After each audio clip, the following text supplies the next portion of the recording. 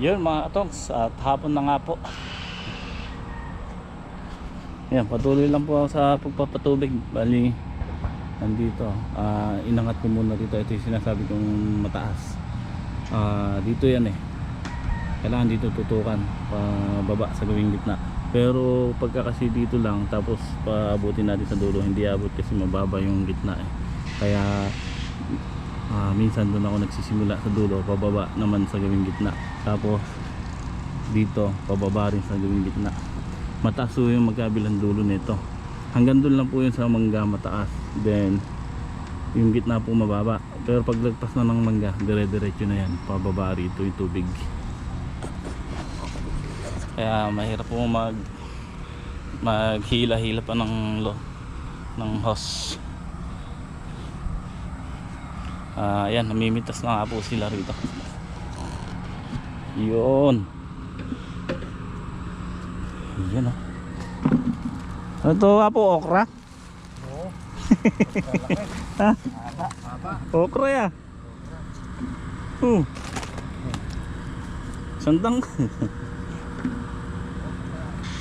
Tingnan lapad. Ang lapad na ng kamay ko Lagpas pa sa palad. Lagpas pa sa isang tangkal.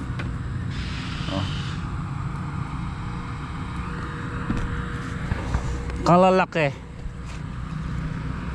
Makaka-20 kaya tayo apo. Kaya?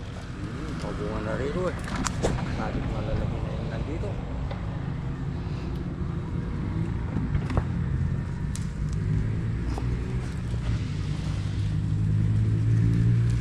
Mayari nyo kaya? Hindi mayari yun eh. Hindi man mayari. Madaling araw maaga kami nakuha. Kaya nangyari yun eh. Kung ano lang mayari nga para bukas. Saglit na lang. Umaga. Tapos babandil natin mamaya yan. Mga alas 10.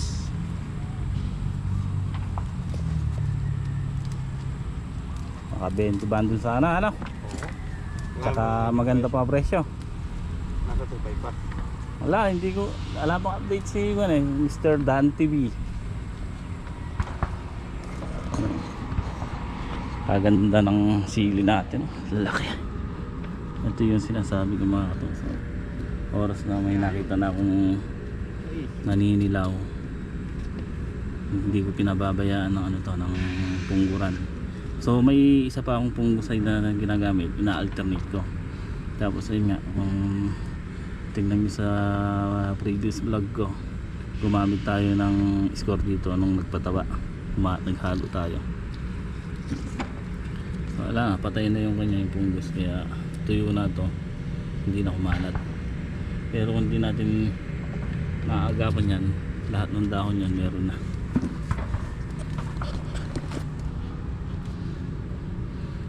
Apo, pagka ito napitasan nyo yung ladlaran na ito, ayan o, yung mga ladlaran na ito, yan, nasa puno pa lang eh. Nasa puno pa lang. Pag takwan, nasa pusit pa lang tayo. Pag ito nagsilawit, ayan o. Mabilis na lumaki, nakuha na sa ilalim. Pan na yan. Dibdib, pero yun o. Dami na. Dito sa gawin rito makawalang bunga eh.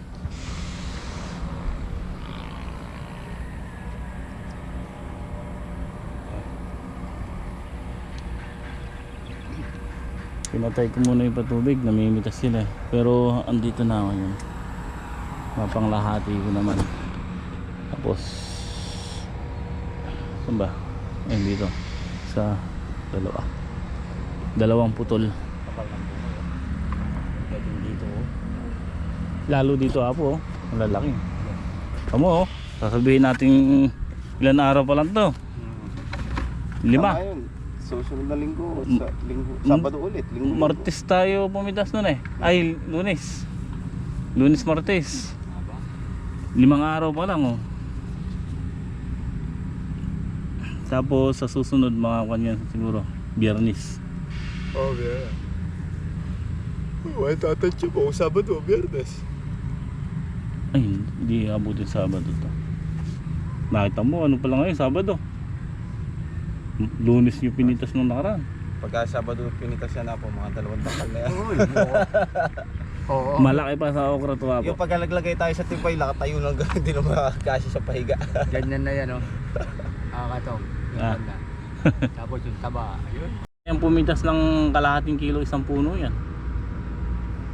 Oo. Pag nakuha yung katulad sa Tumanano. Oo. Kalating kilo pa. Sa Tumanano marami pang ano, Maraming bakante eh. bakante. Tapos dami pang Well, marami kasi namatay yun po. yung punggos. Napunggos. Ito kasi sana nakita napunggos yung dito, yung kamatis. 'Di ba na maraming namamatay din noon yung kamatis. Pero ang ginawa ko, binombahan ko ng Sunrox. Yung baka. Oo, bago taniman to. Ganun ba yun? Bakterya kasi yung punggos eh. Yung baga sa kwan. Bakterya pinapatay ng Sunrox eh. Iaalis mo yung asim, ano? Oo. Asim na lupa.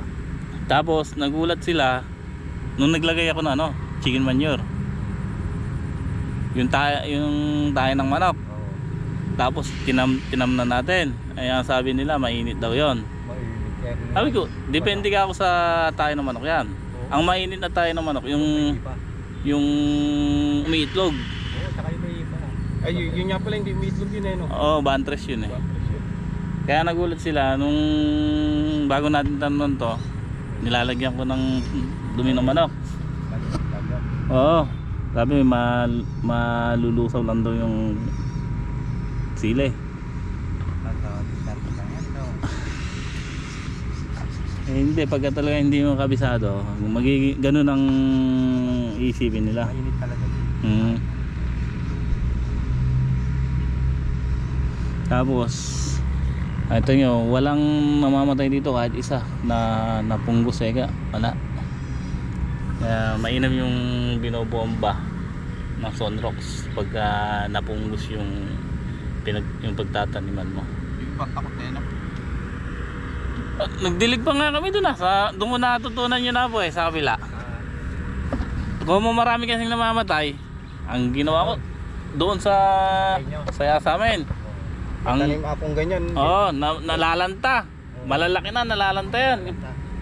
Napupunggos yung pinakapuno. Ang ginawa ko, diniligan ko ng Clorox. Nawala. May nanilira sa ilalim. Oo, Hindi naman nawawala bakterya. ako sa ganun yun. Bakterya yun ako eh. Hindi nawawala. Kaya nga may gamot eh. Kaya nagulat yung katabi ko ron. Baka daw mamatay yung halaman. Siyempre pag in-spray mo ng ganyan, mahulog yung wood na yung batang pupunta sa puno. Yung doon kakay sa puno. Kaya na Ba? Makakasampung kwan ba tayo? Ano ba yan? Okra? Harvest ng dalawa yun. Ha? Okra ba yan? Isang tudling lang yan? Ha? Marami eh, nakapapal eh. Ha? Ba? Pagka nakabenching ko tayo eh. Bawin na si Bato. Ha? Higit sa 20? Baka hanapan tayo ni boss. Pero hindi na siguro bababa ng 15 yan. Ano yun? Sigurado yun. Panigurado. Nakasampu tayo nung nakaraan, di ba? Hmm. Eh, Ah, 10 na yan. Dalawa. Ilan ba yan doon? 10 sako. Saan na kayo? yun sa... Natagpos nyo na ata. O ilang tudling pa lang. Dito na lang. 10 pa lang to. Oh. Hindi ah. Mga dahil pa yun. Oh, 10 pa. 20 lang pala to. Ano? Sabi mo kapal. Sabi mo kapal. Besos, pati yung sa kabilang... Ay, wala pa yun. Wala pa yun. Halimbawa, Bago pa lang yun. ay 5 turling na lang, ay 5 bandel na lang yung sakto na yan, bawat dalawa, isa. Hindi, yung isang tudling ka mo. Isang bundle. Kaya. Kaya. Makapal bunga na dyan. Makapal na dyan 20 tudling lang to. Bukod yung dalawa. Bali 22. Pag-aapo sa... Kapal ng bulaklak eh. Isa pang taas niya na po. Oh. Isang span lang na ganyan. Isang balde.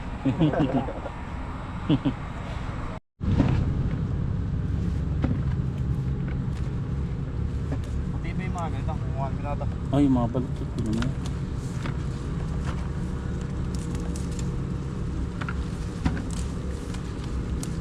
Lalaki yun. Sarap pinipitas. Parang okra, no?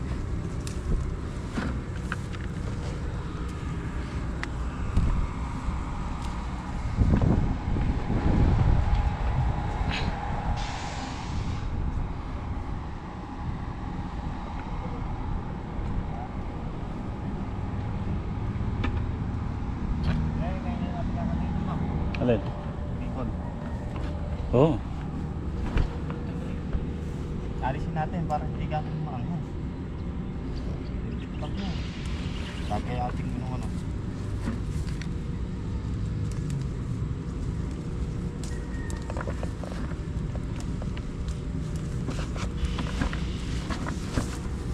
Isang harvest pa. 50 ba? Pag ganito katataba, may timbang na. Ang yan. Dapat na yung malaking timba, ano? Yung mga ginagamit namin doon.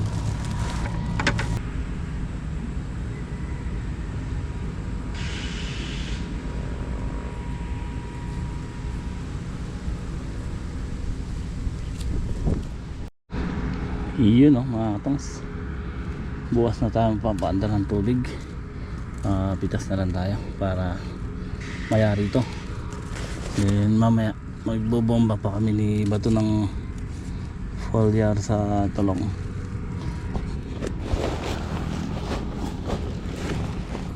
Bukas pitas na lang maaga sa sitaw at saka yung palaya.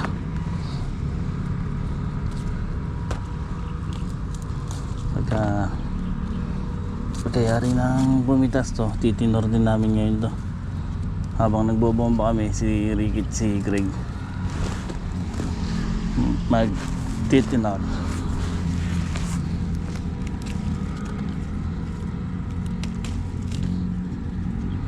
Yung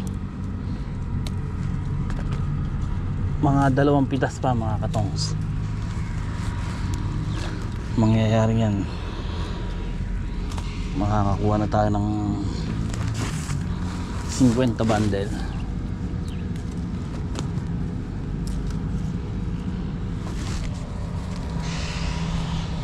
Kasi makakapitas na tayo dito sa taas. So ngayon dito pa lang tayo sa kanyan eh, sa nasa puno pa lang. Pag dito tayo pumitas sa ladlaran, ako nakakatuwa yan mga katongs, kamukha nung doon sa Tumana. 2 pitas pa bukod to. Yun, ba't sana yung bunga nyan.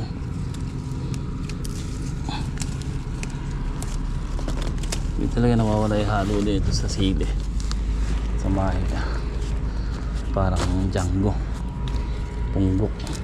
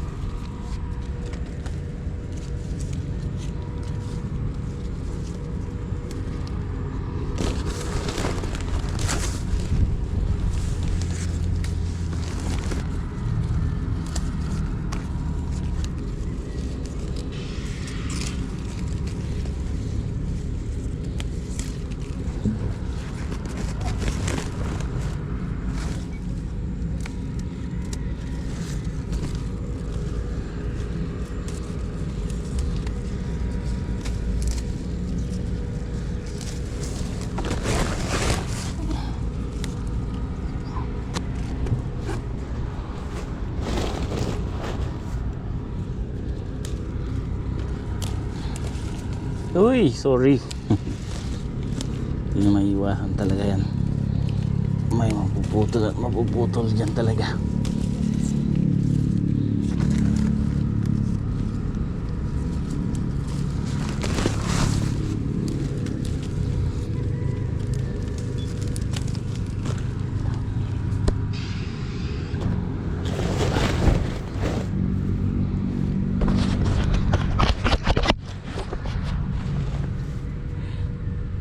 Sarap mamitaas mga katongs. Ayan po. Talaga namang ang ganda ng presyo, ang ganda ng bunga.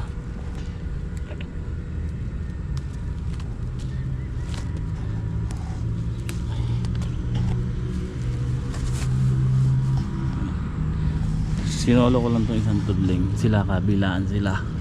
Pares-pares sila, apat sila eh. Si Bato, si Lolo Boy, si Greg at si Ricky. Si Pusa mga katong umuwi. So hindi natin pwedeng anuhin si Joben. Kasi sa nakikita ko kawawa si Joben. Hindi naman ako sa nakikialam, pero grabe yung asawa, pati si parang Jay nakita yung ginagawa kay Joben ng asawa at saka biyanan.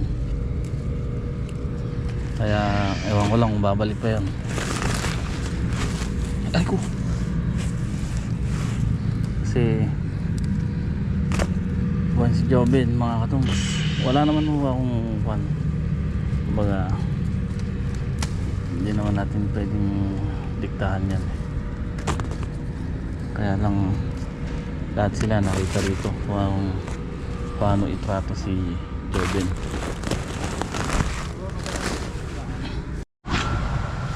Okay mga katong, yung napitas na sili itong sako, kaya lang hindi naman mga puno yan. Siguro meron namang alaman natin kung mga 10 bundle yan, pero hindi pa tapos. Siyam na tudling pa mga katongs. At kaya kukan lang kami i-spray lang dito sa talong ng foliar. I-spray po natin ng boom flower at saka gold rush.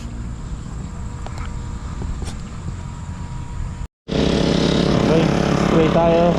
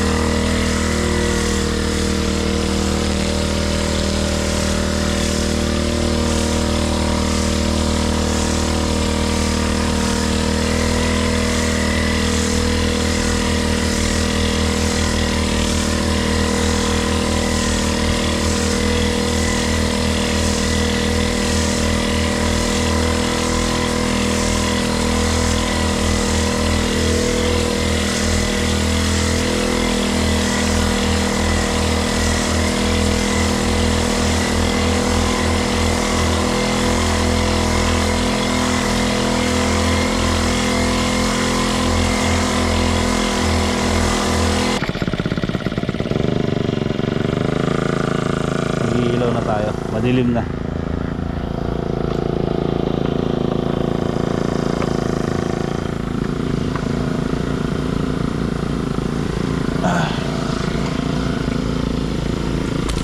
Madilim na.